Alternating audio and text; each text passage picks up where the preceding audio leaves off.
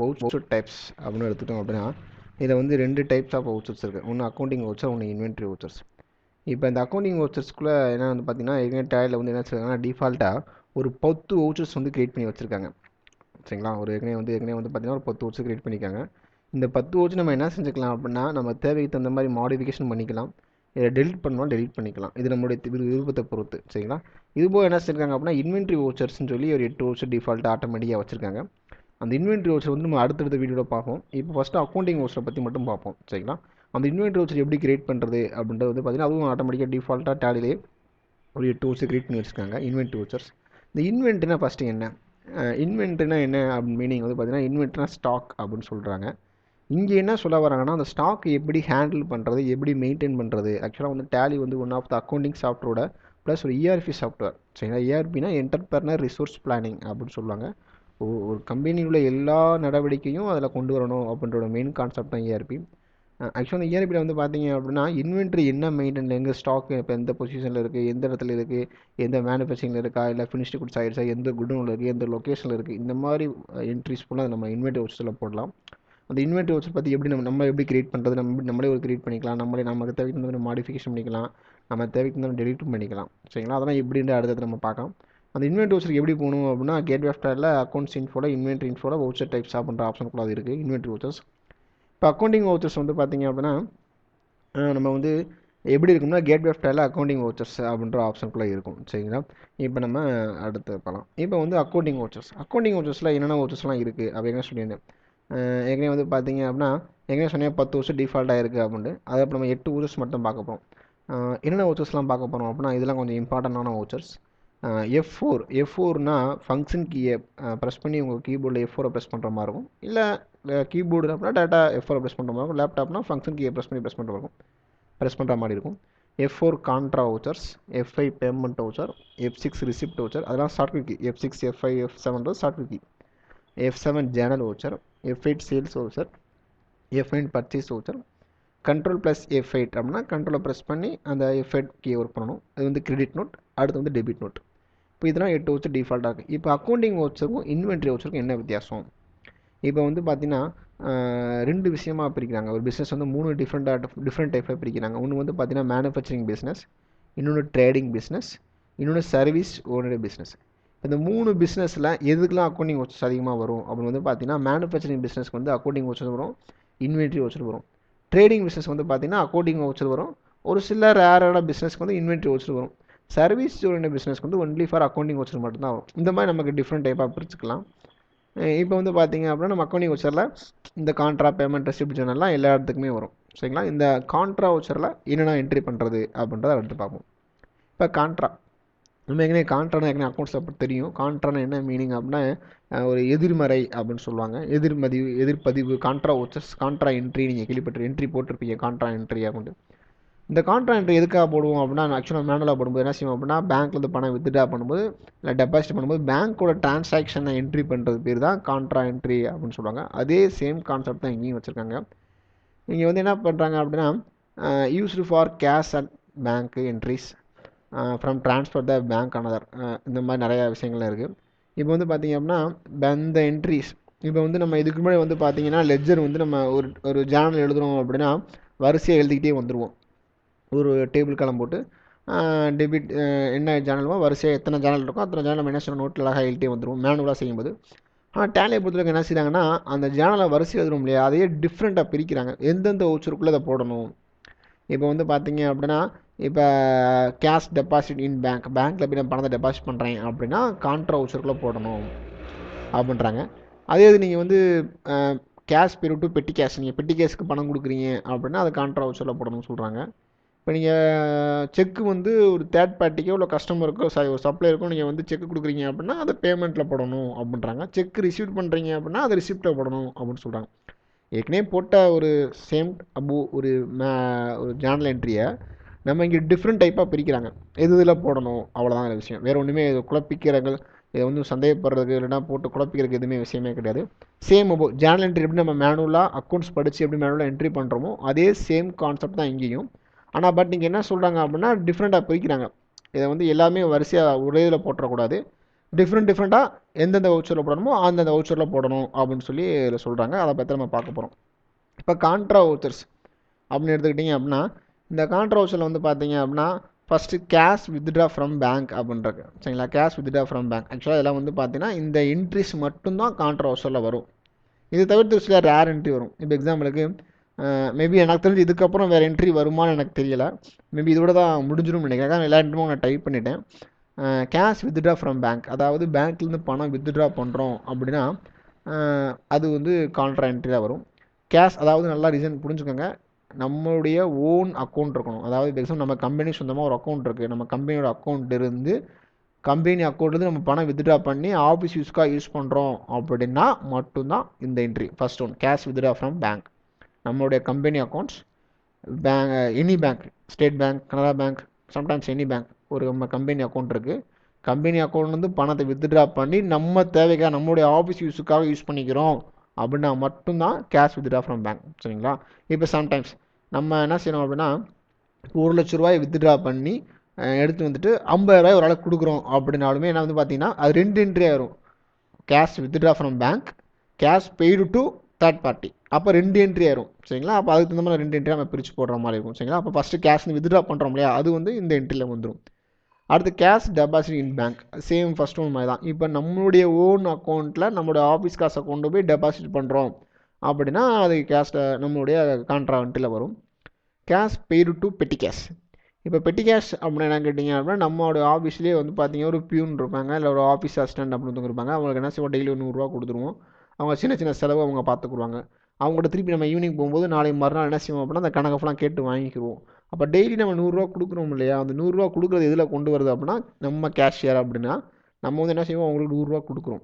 கொடுக்கும்போது பெட்டி கேஷ்க்கு பே பண்ணுறோம். அப்போ அந்த பெட்டி கேஷ்க்கு 100 ரூபா கொடுக்குறோம் இல்லையா, அந்த என்ட்ரி தான் அதில் வரணும். அந்த ஆஃபீஸ் அசிஸ்டண்ட்டுக்கு நம்ம டெய்லி 100 ரூபா கொடுக்குறோம்ல, அந்த 100 ரூபா கொடுக்குறதா அந்த கேஷ் பெய்டு டு பெட்டி கேஷ் சரிங்களா. இப்போ சின்ன சின்ன கன்சர்னில் டெய்லி 100 ரூபா கொடுப்பாங்க. இதுவே பெரிய கன்சர்ன் என்ன செய்வாங்கன்னா மாதத்துக்கு இவ்வளோ அமௌண்ட்டே கொடுத்துருவாங்க. இப்போ எக்ஸாம்பிள் வந்து பார்த்தீங்க அப்படின்னா ஒரு கோடி கணக்கில் ட்ரான்சாக்ஷன் ஒரு பெரிய பிஸ்னஸ் கம்பெனி அப்படின்னா என்ன செய்வாங்க அப்படின்னா, அதுக்கு ஆஃபீஸ் அசிஸ்டன்ட் வச்சுக்க மாட்டாங்க, அதுக்குன்னு ஒரு சின்ன பெட்டிகேஷன் ஒரு பெரிய ஒரு கிராஜுவேட் வச்சுருப்பாங்க.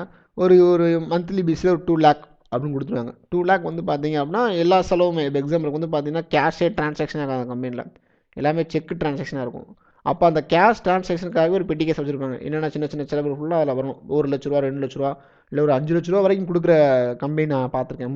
மந்த்லி எக்ஸ்பெண்டிச்சருக்காக ஒரு 10 லேக் ஒதுக்குற கம்பெனி வரைக்கும் நிறைய கம்பெனி இருக்குது. அப்போ அந்த மாதிரி பெட்டி கேஷை கொடுக்குறாங்க அப்படின்னா அந்த என்ட்ரி நம்ம கொண்டு வரணும். அதுக்கப்புறம் ஃபியூச்சர் நம்ம கணக்கு வாங்கிக்கலாம், அக்கௌண்ட்ஸ் நம்ம வாங்கிக்கலாம். அடுத்து வந்து பார்த்திங்கன்னா பேங்க் டு பேங்க் ட்ரான்ஸ்ஃபர். இந்த பேங்க் டு பேங்க் ட்ரான்ஸ்ஃபர் வந்து பார்த்திங்க அப்படின்னா, இப்போ நம்ம கம்பெனிக்கு ஒரு ஸ்டேட் பேங்க்கில் ஒரு அக்கௌண்ட் இருக்குது, அப்புறம் வந்து பார்த்திங்கன்னா கனரா பேங்க்கில் ஒரு அக்கௌண்ட் இருக்குது, ஆக்சிஸ் பேங்க்கில் அக்கௌண்ட் இருக்குது. இப்போ 3 பேங்க்கில் அக்கௌண்ட் இருக்குது நம்ம கம்பெனிக்கு. இப்போ என்ன செய்யணும் அப்படின்னா, இப்போ எக்ஸாம்பிளுக்கு வந்து பார்த்திங்க அப்படின்னா நம்ம ஆக்சிஸ் பேங்க்கு ஒரு செக்கை கொடுத்துருப்போம் சரிங்களா. ஆனால் கனரா பேங்க்கில் பணம் இருக்கும். இப்போ நம்ம என்ன செய்வோம்னா அந்த அந்த செக்கு வந்து ரிட்டன் ஆகிடக்கூடாது அப்படின்ற ஒரு ரீசனுக்காக கனரா பேங்க்லேருந்து அமௌண்ட்டை ஆக்சிஸ் பேங்க்கு ட்ரான்ஸ்ஃபர் பண்ணுவோம். நம்மளுடைய ஓன் அக்கௌண்ட்ஸ் ரெண்டுமே, இப்போ கனரா பேங்க்கும் நம்மளுடைய ஓன் அக்கௌண்ட்ஸ், ஆக்சிஸ் பேங்க்கும் நம்மளோட ஓன் அக்கௌண்ட்ஸ். நம்மளுடைய ஓன் அக்கௌண்ட்லேருந்து இன்னொரு ஓன் அக்கௌண்ட்டுக்கு ட்ரான்ஸ்ஃபர் பண்ணும்போது வர என்ட்ரிஸ் மட்டும்தான் இதில் வரும். பேங்க் டு பேங்க் ட்ரான்ஸ்ஃபர், நம்மளுடைய ஓன் பேங்க்லேருந்து நம்மளுடைய பேங்க் அக்கௌண்ட்டுக்கே மாற்றுறோம் அப்படின்னா மட்டும்தான் இந்த என்ட்ரிஸ் வரும். வேறு என்ட்ரிஸ் எனக்கு தெரிஞ்சதுக்கப்புறம் வருமானு தெரியல, மேபி இதுக்கப்புறம் கூட வரலாம் சரிங்களா. இதோட contra vouchers cash withdraw from bank, பேங்க்லேருந்து நம்மளுடைய ஓன் பேங்க் அக்கௌண்ட் வந்து பணம் வித்ட்ரா பண்ணுறோம் அப்படின்னா வரும். நம்முடைய ஓன் அடுத்து கேஷ் டெபாசிட் இன் பேங்க், நம்முடைய ஓன் பேங்க்லேருந்து நம்ம பேங்க்குக்கு நம்ம கேஷ் டெபாசிட் பண்ணால் வரும். கேஷ் பெய்டு டு பெட்டி கேஷ், நம்மளுடைய பெட்டி கேஷருக்கு காசு கொடுத்தா, பெட்டி கேஷருக்கு காசு கொடுத்தா வரும். பேங்க் டு பேங்க் ட்ரான்ஸ்ஃபர், நம்மளுடைய ஓன் பேங்க் அக்கௌண்ட்லேருந்து இன்னொரு ஓன் பேங்க் அக்கௌண்ட்டுக்கு மாற்றினா இந்த என்ட்ரிஸ் வரும் சரிங்களா. அடுத்து பேமெண்ட் வவுச்சர்ஸ், F5. பேமெண்ட் வவுச்சர்னாலே தெரியும், பேமெண்ட்ஸ் அப்படின்னா பே பண்ணுறோம்னா என்ன பே பண்ணுறோம், ஒன்று கேஷாக பே பண்ணுவோம் இல்லைனா செக்காக பே பண்ணுவோம். என்னென்னலாம் பே பண்ணுறோம் அப்படின்னு வந்து பார்த்தீங்க அப்படின்னா, இப்போ ஒரு ஆளுக்கு நம்ம செக்கு கொடுக்குறோம், சம்டைம்ஸ் கேஷ் கொடுக்குறோம். இப்போ எக்ஸாம்பிளுக்கு நம்ம cash pay to Raja, sometimes இல்லை வேறு ஏதோ சம்டைம்ஸ் ஏதோ என்னமோ வருது.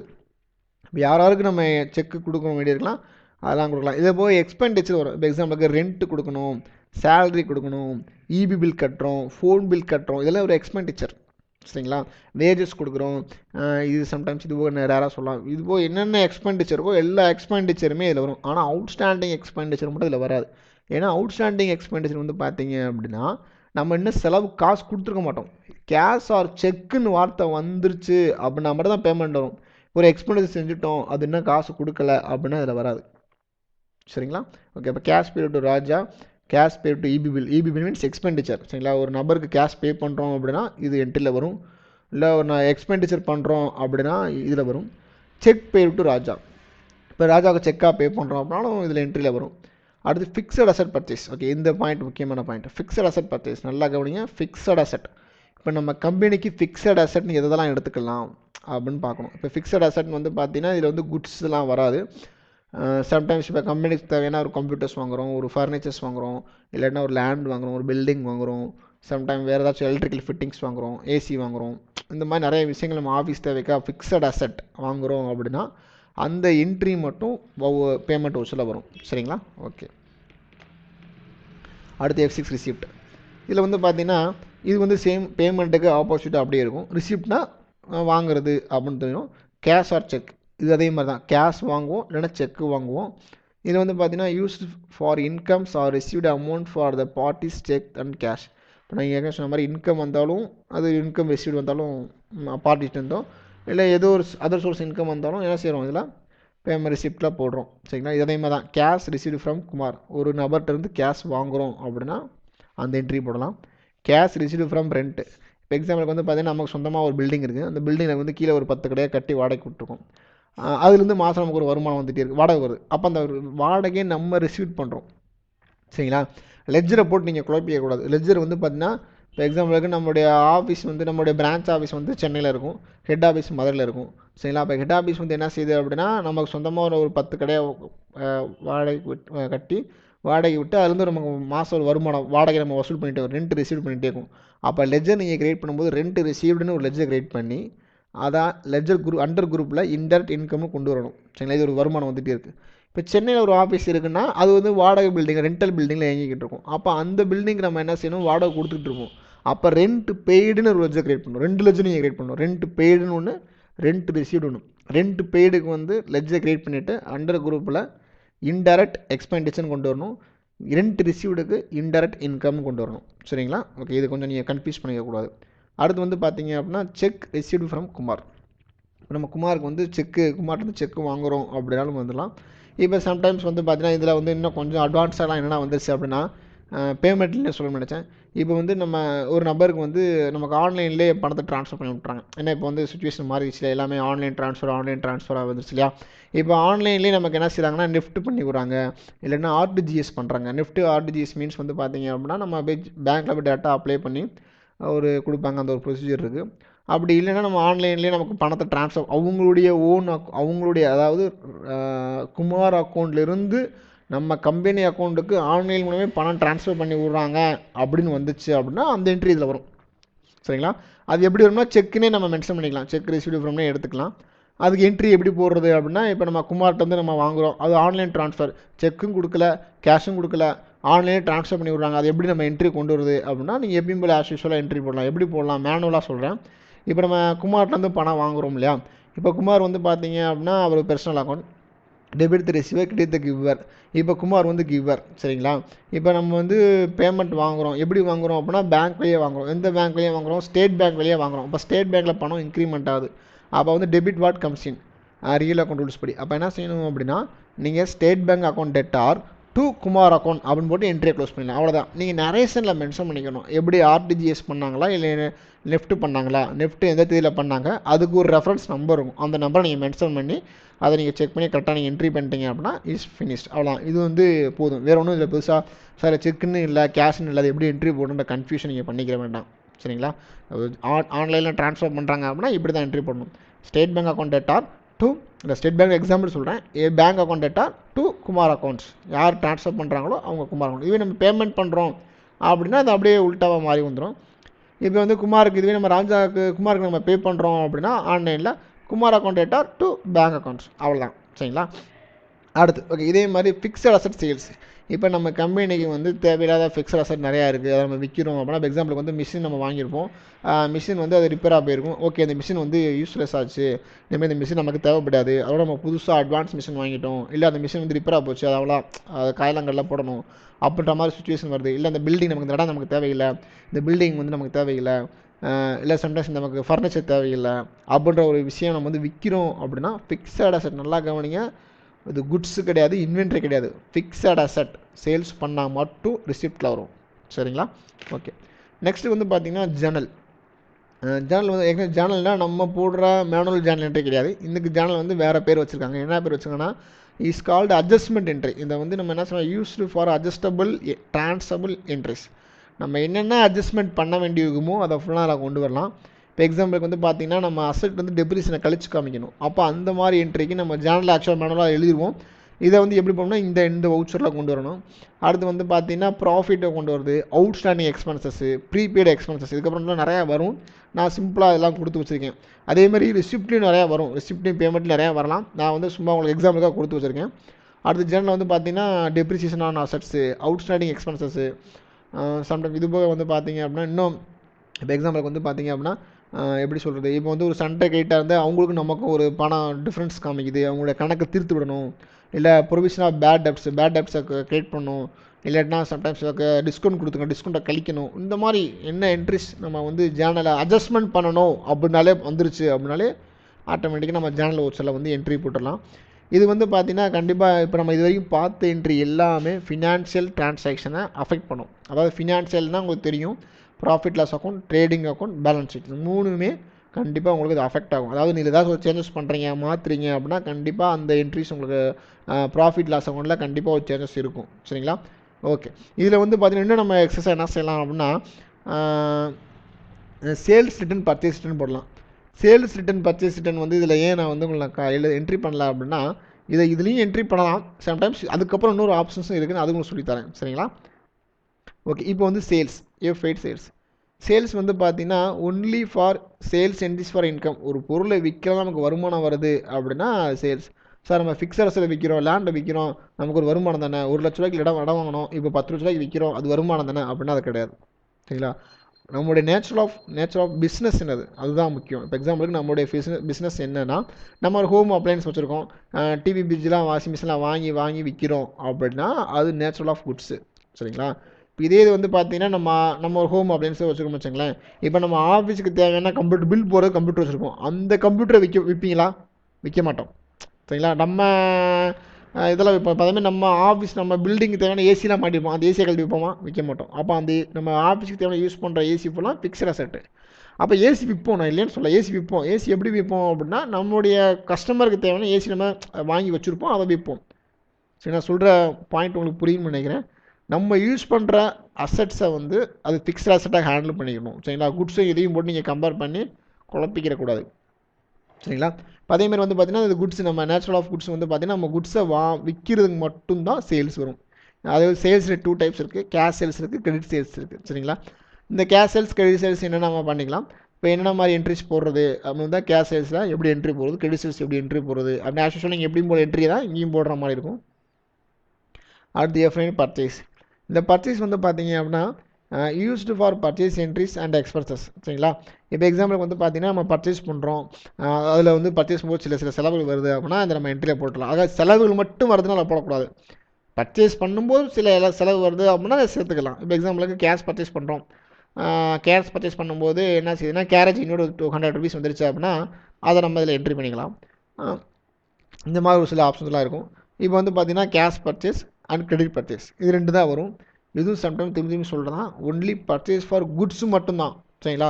இப்போ ஸ்டேஷ்னரி பர்ச்சேஸ் ₹100 அப்படின்றது வச்சுங்களேன், ஸ்டேஷ்னரி பர்ச்சேஸ் வந்துருக்குல, பர்ச்சேஸ் என்ட்ரி போடலாமா அப்படின்னா கண்டிப்பாக போடக்கூடாது. ஸ்டேஷ்னரின்ற ஒரு எக்ஸ்பெண்டிச்சர், நம்ம எக்ஸ்பெண்டிச்சர் செலவுக்காக வாங்குகிறோம். சரிங்களா? இல்லை நான் வந்து ஒரு ஸ்டேஷ்னரி கடை வச்சுருக்கேன், அப்போ ஸ்டேஷ்னரி வாங்குகிறேன் அப்படின்னா ஓகே, அது உங்களுக்கு குட்ஸு. சரிங்களா? இந்த மாதிரி இடத்த நீங்கள் பாயிண்ட்டை புரிஞ்சுக்கணும். நம்ம என்ன நேச்சுரலாக பிஸ்னஸ் பண்ணுறோம், என்ன குட்ஸ் நம்ம வாங்க போகிறோம் அப்படின்ற பாயிண்ட்டை நீங்கள் புரிஞ்சுக்கணும். சரிங்களா? இப்போ ஸ்டேஷ்னரி வாங்குகிறோம் அப்படின்றது ஆக்சுவலாக ஒரு சாதாரண எல்லா கம்பெனியுமே ஒரு எக்ஸ்பெண்டிச்சர். இல்லை சார் நான் ஸ்டேஷ்னரி ஷாப் தான் வச்சுருக்கேன், ஹோல்சேல் கடை வச்சுருக்கேன், நான் ஸ்டேஷ்னரி வாங்குகிறேன் அப்படின்னா அதை நீங்கள் பர்டிகுலர் ஸ்டாக் வாங்கும்போது அந்த ஸ்டாக் நீங்கள் குட்ஸாக ஹேண்டில் பண்ணிக்கலாம், அந்த பர்ச்சேஸ்லாம் கொண்டு வந்துடலாம். அடுத்து நெக்ஸ்ட் ஒன் வந்து பார்த்தீங்கன்னா control plus effect credit note. Credit நோட்னா என்னென்னா இது சேல்ஸ் ரிட்டர்ன் தான், சரிங்களா. சேல்ஸ் ரிட்டர்ன், நம்ம சேல்ஸ் குட்ஸ் ரிட்டர்ன் ஆகுது அப்படின்னா நம்ம சேல்ஸ் ரிட்டர்ன் பண்ணலாம். அடுத்து டெபிட் நோட், இது ஒரு பர்ச்சேஸ் ரிட்டர்ன். நான் ஏற்கனவே சொல்லி இந்த மாதிரி credit note or debit note, சரிங்களா. இந்த என்ட்ரி வந்து பார்த்தீங்கன்னா நம்ம இதில் என்ட்ரி போடுறது பதிலாக ஜேர்னல்லே என்ட்ரி போட்டுடலாம். இப்போ ஜேர்னல்லே வந்து என்ட்ரி போடலாம்னா போட்டுடலாம். ஜேர்னல் என்ட்ரியை நீங்கள் வந்து என்ன செய்யலாம், பர்ச்சேஸ் ரிட்டர்ன் சேல்ஸ் ரிட்டர்ன் பண்ணலாம். ஒரு சில பேர் என்ன செய்வாங்க கிரெடிட் நோட் டெபிட் நோட்டில் ப்ரிஃபர் பண்ணுவாங்க. நான் வந்து ஜேர்னல்லையும் ப்ரிஃபர் பண்ணுறேன், சரிங்களா. ரெண்டுலேயுமே போட்டுக்கலாம், உங்களுடைய ஆஸ் யூஷுவல் எப்படி உங்களுக்கு பிளான் இருக்கோ போட்டுக்கலாம். இல்லை சேண்டெல்லாம் வந்து நான் ஒன்லி இப்போ எக்ஸாம்பிளுக்கு நீங்கள் வந்து குட்ஸை வந்து டீப்பாக காமிக்கிறீங்க. இப்போ நான் சொன்னேன் இல்லையா, இப்போ குட்ஸ் வந்து பர்ச்சேஸ் பண்ணுறோம் அப்படின்னா எவ்வளோ குட்ஸ் வாங்குகிறோம், எவ்வளோ நம்பர் ஆஃப் குட்ஸ் வாங்குகிறோம், அவங்களோட மேனுஃபேக்சரிங் டேட் என்ன, எக்ஸ்பைரி டேட் என்ன, அதோட பேட்ச் நம்பர் என்ன, அது எந்த குடோனில் எடுத்துகிட்டு வராங்க, எந்த குடோனில் வைக்கிறாங்க, ப்ளஸ் வந்து யார் எந்த வெஹிக்கிள் எடுத்து வராங்க, அந்த வெஹிக்கிள் நம்பர் என்ன, அதுக்கு எவ்வளோ எக்ஸ்பெண்டிச்சர் ஆச்சு, ஆக்சுவலாக வந்து அதோட இப்போட மார்க்கெட் ப்ரைஸ் என்ன, நாளைக்கு என்ன ப்ரைஸில் அது இருக்கும், அதோட நம்ம காஸ்ட் ஆஃப் பர்ச்சேஸ் எவ்வளவு, இந்த மாதிரி ஃபுல் இன்ஃபர்மேஷன்லாம் வச்சு நீங்கள் என்ட்ரி போடுறீங்க அப்படின்னா அப்போ அந்த சுச்சுவேஷனுக்கு இங்கே டெபிட் நோட்லாம் கொண்டு வரணும், டெபிட் நோட் கிரெடிட் நோட்லாம் வரணும், சேல்ஸ் ரிட்டர்ன் பர்ச்சேஸ் ரிட்டர்ன். அப்படின்னா இல்லை சார் நான் சிம்பிளாக 1,00,000 மதிப்பில் குட்ஸ் வாங்கினேன், 1,80,000 விற்றுட்டேன் அப்படின்னு என்ட்ரி போடுறீங்க அப்படின்னா டெபிட் நோட் கிரெடிட் நோட் தேவையில்லை. இல்லை தேவைப்பட்டால் நீங்கள் அதில் என்ட்ரி பண்ணிக்கலாம், ஒன்றும் இஷ்யூ கிடையாது, சரிங்களா. ஆனால் ரெண்டுமே இதுவும் என்ன செய்யணும்னா டிரான்சாக்ஷன் அஃபெக்ட் ஆகும், சரிங்களா. இதில் வந்து நான் முக்கியமாக இன்னொரு விஷயம் சொல்ல மறந்துட்டேன். ஓகே, இதில் வந்து பார்த்தீங்கன்னா இப்போ இந்த அக்கௌண்டிங் வவுச்சர் இன்வென்ட்ரி வவுச்சர்ஸ் இருக்கு இல்லையா, இந்த இப்போ நம்ம ஏற்கனவே இப்போ பார்த்த வவுச்சர்ஸ் எல்லாமே என்ன செய்யும் அப்படின்னா ஃபினான்ஷியல் அக்கௌண்டிங்கை பாதிக்கும். ஃபினான்ஷியல் அக்கௌண்டிங் மீன்ஸ் எப்படி சொல்கிறது அப்படின்னா trading account, profit loss account, balance sheet, இதுதான் ஃபினான்ஷியல் அக்கௌண்டிங், ஃபினான்ஷியல் ஸ்டேட்மெண்ட். இப்போ நம்ம போடக்கூடிய என்ட்ரிஸ் ஃபுல்லாமே ஃபினான்ஷியல் அக்கௌண்டிங்கை கண்டிப்பாக அஃபெக்ட் ஆகும். நீங்கள் ஏதாச்சும் ஒரு சேஞ்சஸ் பண்ணுறீங்க, ஏதாவது இப்போ என்ட்ரியை போடுறீங்க, என்ட்ரி இப்போ 100 ரூபாய்க்கு ஒரு என்ட்ரி போடுறீங்கன்னு சொன்னால் அந்த 100 ரூபா என்ட்ரி பண்ணால் கண்டிப்பாக அஃபெக்ட் ஆகும். இதெல்லாம் அஃபெக்ட் ஆகக்கூடிய என்ட்ரிஸ். இதை சப்போஸ் உங்கள் என்ட்ரியில் போனால் கேட்பாங்க ஃபினான்ஷியலை அஃபெக்ட் பண்ணும் என்ட்ரிஸ் ஒரு 4-5 சொல்லுங்கள் அப்படின்னா சொல்லணும். இப்போ இதே சம்டைம்ஸ் இப்போ எக்ஸாம்பிளுக்கு வந்து பார்த்தீங்கன்னா ஃபினான்ஷியல் ஸ்டேட்மெண்ட்டை அஃபெக்ட் பண்ணாத என்ட்ரிஸ்லாம் வவுச்சர்லாம் இருக்கா, அது 2 சொல்லுங்கள் அப்படின்னாங்க. அதெல்லாம் இருக்குது, சரிங்களா.